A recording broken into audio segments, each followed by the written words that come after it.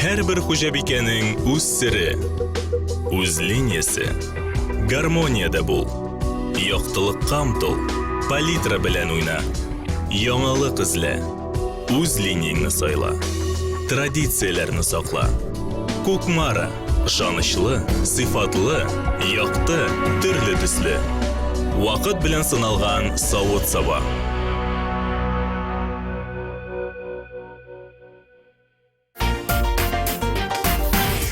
Здравствуйте, дорогие друзья! Исянмесез Дуслар. В эфире кулинарное шоу «Секреты татарской кухни». И сегодня с нами готовит известный французский фотограф, официальный фотограф Французской Федерации по плаванию Эрик Вин. Бонжур! Здравствуйте! Исянмесез. Эрик Вин, известный французский фотограф, является фотографом группы «Ля Посте». Преподает фотографию в школе изобразительных искусств Вьетнама.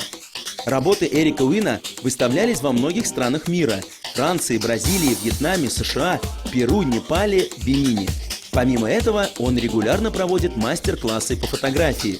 В Казань Эрик Вин привозил свой фотопроект о людях из Перу и Непала – «Близкие далекие люди», а также дал серию мастер-классов по портретной фотосъемке для новичков и любителей. Кроме того, Эрик Вин является официальным фотографом Французской Федерации по плаванию и даже в качестве спортсмена принял участие в прошедших в Казани соревнованиях ФИНА в категории «Мастерс». Итак, мы рады приветствовать вас на нашей татарской гостеприимной земле. Расскажите, пожалуйста, Эрик, что мы будем сегодня готовить? Сегодня мы будем готовить традиционные французские блины, а затем мы адаптируем их к татарским традициям. Итак, мы будем сегодня готовить французские блины с татарской начинкой. Прошу. Alors, ça se prépare en deux étapes. En fait, il y a une première étape qui consiste à préparer la Так, pâte. есть два этапа. Первый этап – это мы делаем само тесто, а затем уже начинаем готовить блины. Préparer la pâte. Alors, pour préparer la pâte, Для того, чтобы приготовить тесто, нет ничего сложного. Нужна гречневая мука, нужна вода, немного соли и одно яйцо. on va donc commencer par mesurer à peu près 300 grammes de farine. Voilà. Так, Mouka. водичка, 300 грамм муки гречневой и примерно 600 грамм воды. Ensuite, on va ajouter un petit peu de sel. Salt. Пожалуйста. Соль, пожалуйста. Ложка. Так. А я сейчас, дорогие друзья, начну делать начинки. Надеюсь, месье Эрик не против. Вы пока продолжайте. Сегодня у нас 3 начинки. Первая. Мы обжарим фарш с луком. Вторая. Шампиньоны с пюре. Это такая наша любимая татарская начинка. И третья у нас будет сладкая. Изюм и творог. Начну я с лука. Продолжайте. Donc maintenant, on va ajouter Сейчас мы l'eau. потихоньку добавляем воду для того, чтобы достичь жидкого теста, более-менее жидкого. Эрик, расскажите нам, пожалуйста, вот я знаю, что вы не только известный фотограф, но еще, как я, очень любите готовить. Вот откуда у вас любовь к кулинарии? Je crois que tous les Français aiment cuisiner en fait. Ça fait partie Вообще все французы любят готовить, достаточно хорошие кулинары, но я не могу сказать, что я готовлю лучше, чем женщины, но все-таки мне это нравится. И давайте поговорим о нашем рецепте вот французских блинов. Почему гречневая мука? Это стандартный рецепт всех французских блинов. En fait, il y a deux types de recettes de la crêpe, de la galette. Есть два вида блинов. Один вид – это сладкие блины, которые готовятся из пшеничной муки. А второй вид – соленые блины, которые как раз готовятся из гречневой муки. Гречневая мука относится к диетическим продуктам. Все, чем полезна гречневая крупа, содержится и в муке. Гречневая мука – это неиссякаемый источник растительного белка. Низкое содержание жиров и очень высокое содержание клетчатки делает этот продукт незаменимым для здорового, сбалансированного питания. В этой муке очень мало углеводов и низкое содержание сахара. Частое употребление гречневой муки способствует очищению организма, выводит токсичные вещества. Еще издревле блюда на основе гречневой муки ценились у многих народов. Из нее готовили блины, пироги. В Японии гречневая мука используется для приготовления особого вида лапши – соба. Так как гречневая мука не содержит клейковины, ее тяжело замесить. Но если добавить для вязкости немного пшеничной муки, то можно приготовить вкусные булочки, блины, пироги, а также из теста на основе гречихи получаются вкусные диетические пельмени. Кстати, гречневая мука тоже используется в татарской кухне, и получаются у нас такие же отличные вкусные блины. Мы французским попробуем чуть позже. Расскажите нам, пожалуйста, во-первых, я знаю, что вы впервые не только в Татарстане, но и в России. Вот какие татарские блюда уже успели попробовать? D'abord, je voudrais dire qu'effectivement, Во-первых, я хочу сказать, что меня вообще не удивляет то, что в татарской кухне используется гречневая мука, потому что 80% гречневой муки, которая применяется во Франции, она экспортируется, в том числе и из России привозят ее. А что касается кухни, я хочу сказать, что мне очень нравится большое разнообразие супов в России, потому что во Франции это не так распространено. А попробовала я, больше всего мне нравится мантык. maintenant, effectivement, pour faire en sorte que les galettes soient plus dorées, Для того, чтобы более позолоченными стали блины, он добавит яйцо в тесто. préparation. Так, ну а я сейчас уже нарезал лук, его надо обжарить. Сейчас мы это все сделаем на растительном масле. И у меня вот вопрос, можно я просто посмотрю? Почему у вас жидкое тесто? Обычно тесто для блинов чуть гуще бывает, нет? Alors en France, en fait, la pâte elle est liquide comme ça. Вот во Франции тесто именно такое, жидкое, и его выливают на сковородку при помощи половника. Наш лук обжаривается. Сейчас я буду нарезать шампиньоны. Кстати, шампиньоны французское слово. Шампиньон. Да, как по-французски. Шампиньон. А по-русски грибы. Грибы. Так, что у нас с тестом? Готово или нет еще? Да, готово. Mais il И faut que- тесто готово, но нужно еще, чтобы оно несколько часов отлежалось, отдохнуло. То есть должно немного отстояться. Давайте мы убираем в стороночку. Сейчас мы подождем, пока наше тесто отстоится. А я предлагаю вам мне помочь, если вы не против. Так, вот вам творог, вот вам изюм. Пожалуйста, надо все это размешать. А если я против? А что делать? Вы в гостях, выбора у вас нет. Так, итак, шампиньоны. Ну и, конечно, вопрос, который волнует многих зрителей. Тем более сейчас профессия фотографа очень популярна. Эрик, расскажите, пожалуйста, нашим телезрителям, как вы стали профессиональным фотохудожником? Ведь многие вот мечтают посвятить жизнь фотографии. Вот посоветуйте что-нибудь нашим зрителям. Moi, j'ai commencé à faire des photos un peu comme tout le monde, et puis. Надо сказать, что я начала фотографировать так же, как и все, просто делала фотографии, но при этом я еще был пловцом, так как вообще-то фотографы не допускаются в такие места, как, например, душ, раздевалки. А мне это было позволено, потому что я был пловцом. Именно таким образом я и продал свои первые фотографии. Уважаемые телезрители, позвольте я раскрою вам секрет. Эрик Квин принимал участие в прошедшем чемпионате мира по водным видам спорта в Казани. Сначала как фотограф, а затем уже как профессиональный пловец в категории мастер в соревнованиях, которые происходили уже чуть позже. Поэтому давайте им поаплодируем. Эрик, вот давайте про первую часть поговорим. Вот что интересного сфотографировали и как вообще прошел чемпионат, на ваш взгляд? Ce qui est très intéressant, effectivement, quand Что on мне fait нравится des grandes в compétitions этом comme ça, фотографировании таких крупных соревнований, пловцов, то, что на фотографиях всегда видно, как спортсмены выкладываются, что очень много у них эмоций, и на фотографии получаются яркие, живые, экспрессивные. А тем временем я добавляю фарш к луку. Это у нас начинка номер 1. А вторую часть лука мы смешаем с шампиньонами. Так по-французски шампиньоны. Да, это один тоже. Да, одно и то же. Кстати, шампиньоны по татарскому языке будет гюмбе. Гимбе. Гюмбе. Вот видите, друзья, учим татарский язык. Эрик, скажите нам, пожалуйста, а какой... Может, у вас есть какая-то эксклюзивная фотография? Может, вы как-то случайно сфотографируетесь, например, с нашим президентом Рустамом Нургалевичем Миннихановым или с Медведевым, нашим премьер-министром России? Не было таких эксклюзивных фотографий? Ah non, je fais pas Никогда еще в жизни не приходилось фотографировать политиков крупных. Я фотографировала во Франции каких-то промышленников, но политиков нет. Ну а теперь несколько слов вот про соревнования в категории мастерс. Вы участвовали, плавали, что выиграли и как вот эта часть мероприятия, которая приходила уже после чемпионата? Eh bien, sur ces championnats du Я monde, участвовала в этом чемпионате, я спринтер, и боролся я в двух вариантах, это 500 метров кроем и 500 метров бутерфляем. Но так как я плохо был подготовлен, то результаты мои были не очень То хорошие. есть не выиграл, да? Non, pas du tout. Pas du tout. Мне кажется, Эрик Квин, вы не выиграли только из-за того, что вы плавали с фотоаппаратом в руке. Фотоаппарат, они не любят воду. Но есть водные, у нас в России уже есть, скоро будет во Франции. Да, есть. Обе наши начинки обжариваются, но в вашу надо добавить ложечку сахара. Как будет сахар на французском? Сахар. Du sucre. Du sucre. По-татарски шикер. Шикер. Шикер. Вот. Второе слово мы уже выучили. Так, размешивайте. Эрик, вы практически целый месяц жили у нас в Казани. И вот атмосферу праздника расскажите нам, как вам болельщики, как вообще организация прошла? На какие вот, может, мероприятия посетили, кроме спортивных? Ça a été une compétition d'un niveau très Надо сказать, что атмосфера на этих соревнованиях была достаточно напряженной, интересной, потому что спортсмены уже готовятся к Олимпийским играм, которые будут в следующем году. Русские спортсмены в этом году не очень хорошо выступили, пловцы, а вот синхронисты были, как всегда, хороши. Больше всего мне понравилось соревнование 4 метра, 4 раза по 100 кролем, и здесь выиграла французская команда. В нашей начиночке вашу мы добавили сахар. Мы немного добавляем соли, черного перца. Так. И все перемешиваем. Эрик, и финальный вопрос касаемо чемпионата по водным видам спорта. Вот Франция, сборная Франции по плаванию довольна тем результатом, который она добилась у нас в Казани?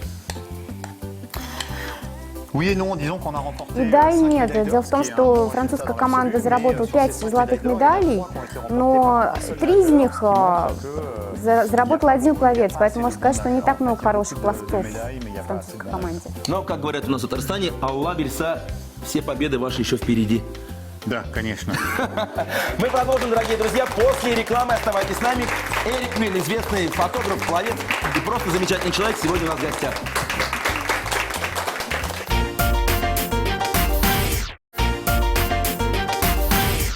Дорогие друзья, это программа «Секреты татарской кухни», и мы продолжаем. Сегодня у нас в гостях известный французский фотограф Эрик Квин. Как мы говорили, «Исянмсис». По-татарски это «здравствуйте» еще раз. И сам насос. Вот, молодец. Эрик сегодня учит татарские слова, и мы выучили уже более 3. Итак, мы сегодня готовим татарско-французскую кухню. Французские блины.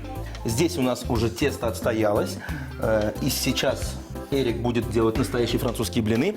А я приготовил уже 3 начинки. Это фарш, обжаренный с луком, творог, изюм и немножко сахара, пюре, грибы. 3 начинки. Let's go. Let's go. Première chose, donc on va ajouter un peu de graisse pour que ça accroche pas dans le fond de la poêle. Секундочку, вот вы добавили масло, кстати, а я предлагаю воспользоваться нашим истинно татарским кухонным инструментом, который называется канат.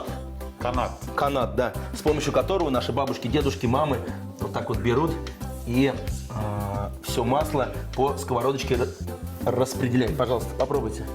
А это не существует во Франции. Это очень Вы говорите удивительно для нас. по-русски? Да, В конце программы узнал, что Эрик разговаривает на русском. Это другой секрет. Другой секрет. Друзья, обратите внимание на сковородку, секундочку. Эта сковородка преодолела несколько тысяч миль и пришла к нам из Франции. Да. Эрик путешествует по многим странам мира и всегда берет с собой сковородку, чтобы приготовить блины. Вот расскажите историю этой сковородочки.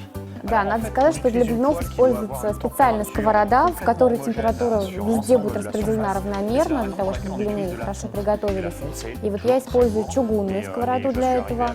И надо сказать, что весит она больше 15 килограммов, очень тяжелая. И я сюда приехала из Франции с ней, и у меня был избыток багажа даже по весу. Давай. Начинаем. Ну, начинаем. Самое интересное, друзья, прямо сейчас. Кстати, тесто у нас, напоминаю, из гречневой муки. Я не знаю, если это самый интересный площадь, но вот мы делаем Первый блин. первый блин, да. Да. Первый блин, русские говорят, и татары, первый блин комом. Комом? Что это значит? Типа не комом? очень. Oui, да. То есть, если первый блин не получился, не беда. Но, Да, ну, видно. не проблема. Да. Но мы смотрим. Итак, очень тонкий слой. Et en fait, ça va être, on va la retourner quand les bords vont commencer à se В тот момент, redresser. когда края блина начинают немножко подниматься, в это время это как раз момент для того, чтобы их C'est le переворачивать. moment de la retourner. Каким способом вот вы их переворачиваете? Вот так, например, там подкидываете? Да? Если ты чувствуешь это делать, возможно. Нет, нет, нет. Я в основном, я люблю кушать только. Я доверяю вам. Так. Так это начинается здесь. Вот. Осторожно. Внимание! Первый блин. Как у нас говорила бабушка, Алла согласен. О! Вот. Но это было, как говорят на татаре, перфекту, красиво. Итак, наш финальный момент. Вы жарите блины, а я буду заворачивать начинку в блины, и затем все это будем пробовать. Да. Так, один блин уже у нас практически готов. Вот. Французские блины на татарской кухне. Да. Продолжайте, продолжайте. Да. У нас стоять нельзя, не останавливаемся. Нужно продолжать. Эрик, я знаю, после окончания всех соревнований вы остались в Казани, и для наших любителей фотографии у вас было несколько мастер-классов, на которых, кстати, не было даже свободных мест. Вот расскажите, пожалуйста, откуда идея мастер-класса и будут ли они еще у нас в Казани? Et ben en fait j'étais à Kazan, donc je me suis dit que Так как c'était я был в l'occasion Казани, мне de показалось, faire что это partager будет ma passion pour хорошая la возможность. Также я хотела поделиться с жителями Казани своей страстью к фотографированию, поэтому я связалась с французским центром в Казани, и они помогли мне организовать серию мастер-классов совместно с штабом. Эрик, первый блин я начинил картофельным пюре и грибами, и сейчас буду сворачивать его трубочкой. А второй блин тогда вы свернете по своему рецепту. Так, внимание. Так. Эрик, вот про мастер-класс расскажите, пожалуйста. Те жители Казани, которые пришли на ваш мастер-класс, чему они научились, вот как вообще сам мастер-класс проходил? Mais en fait, le masterclass, j'ai choisi Ну, de вообще faire я sur le выбрал thème тему que je мастер-класса, ту connais тему, mieux, которая мне quelques наиболее minutes. близка, которую я хорошо знаю, это портреты. И надо сказать, что мы рассчитывали где-то на человек 10 слушателей мастер-класса, а в итоге в первый день пришло около 40, что превысило все наши ожидания. Эрик, расскажите, пожалуйста, вот впечатление, какое на вас оказали наши фотографы, которые были на мастер-классе? Alors, on avait des profils très très différents hein, de photographes. Il y avait beaucoup notamment de jeunes mamans. Надо сказать, что очень разнообразна была публика на мастер-классах. Очень много было молодых мам, которые хотели научиться правильно, красиво фотографировать своих детей. И в первый день я осталась на мастер-классе, он начался в 7 часов, я ушел оттуда в 11 вечера. Это говорит о том, что очень заинтересованы были жители Казани фотографией. Не было ли у вас желания самого успешного фотографа вашего мастер-класса, самого лучшего, кто справился с заданиями лучше всех, забрать с собой во Францию, например, на практику на месяц? Из 40 человек 35 это были женщины, и так как я женат, я не мог взять с собой во Францию женщин. Моя жена была бы недовольна. У нас готов очередной блин. И сейчас, Эрик, я прошу вас по французскому манеру да, сделать свой вариант. Вот это как бы то, что сделал я. Я предлагаю для начинки использовать фарш. Как заворачивают блины во Франции? En fait, il n'y a pas une façon de faire, mais ce qui est sûr, c'est que jamais on va les Вообще rouler есть comme много ça. разных способов, как это сделать, но мы никогда не закручиваем рулетики, мы стараемся делать более плоскую форму, придать.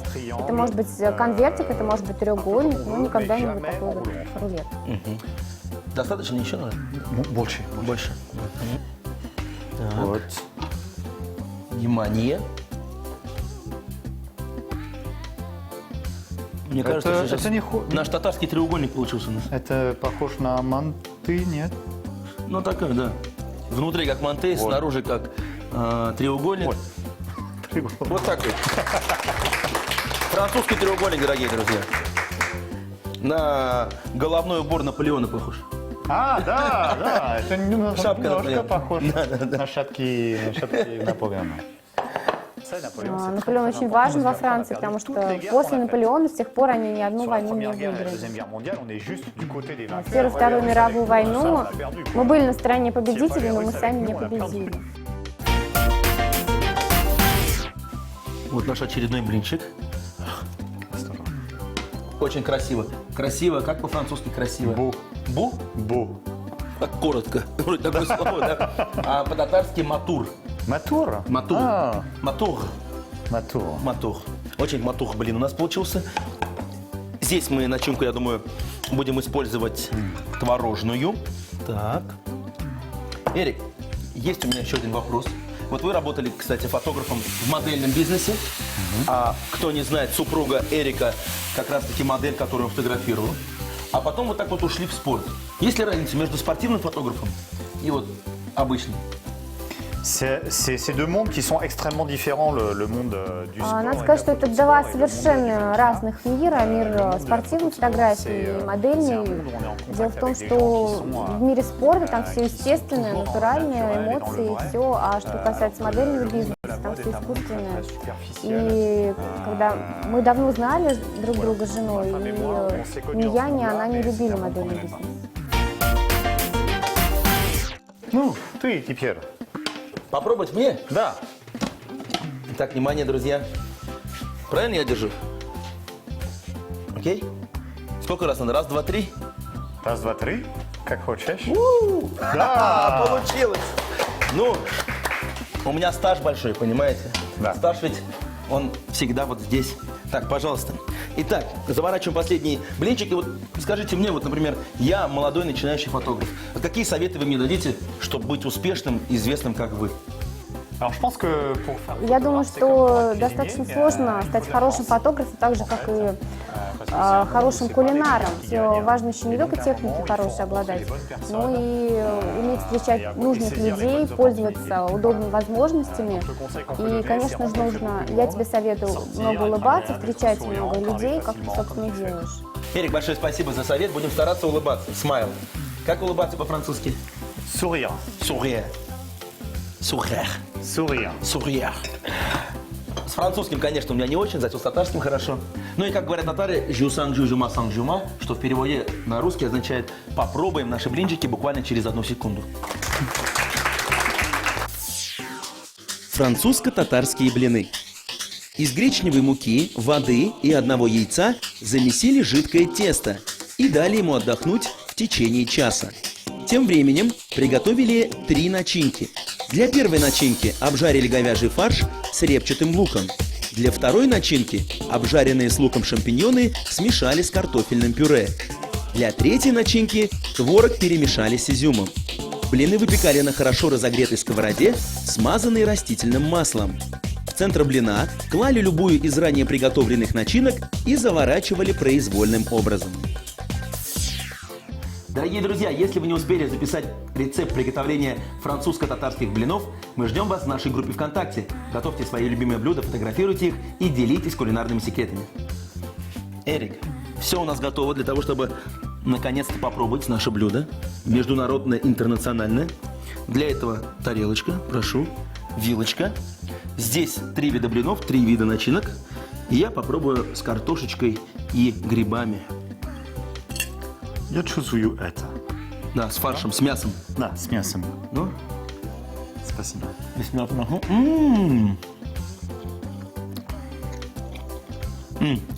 Мой вкусный. Мой вкусный.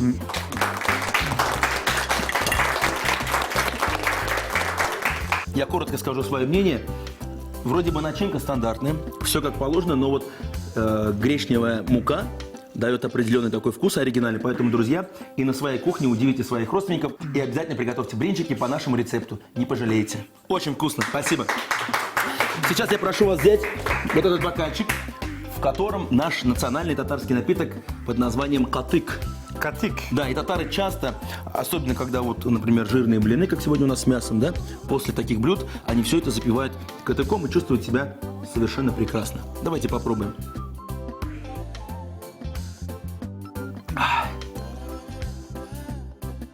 Катык, он натуральный, как и вся наша татарская кухня. Какая она? Она натуральная и вкусная. Вот, браво! Эрик, мы сегодня готовили на сковородке, которую вы привезли из Франции. И от нашей программы примите, пожалуйста, настоящую татарскую сковородку, на которой готовим мы сами. Получается так же вкусно и быстро. Линия палитра – это оригинальное цветовое решение, первоклассное антипригарное покрытие, толстостенный корпус и съемная ручка для оптимального хранения. На всех изделиях Кукмарского завода металлопосуды имеется литой фирменный знак. Покупайте только оригинальную посуду. Поэтому готовьте с любовью. Спасибо. Спасибо большое. Эрик, на этом наша программа подходит к концу. Мне кажется, наше блюдо сегодня удалось, и мы с удовольствием рады видеть вас здесь снова. Спасибо. Спасибо, но это первый раз я еду в России. Я долго учил русский язык, и, конечно, я хочу вернуться. Эрик Вин, известный европейский фотограф, настоящий спортсмен и, самое главное, человек, который любит готовить, был сегодня у нас в гостях. Большое спасибо. Саупулудес. Это программа «Секреты татарской кухни». Смотрите нас каждую неделю. Пока-пока. Продолжаем, кушаем. Да.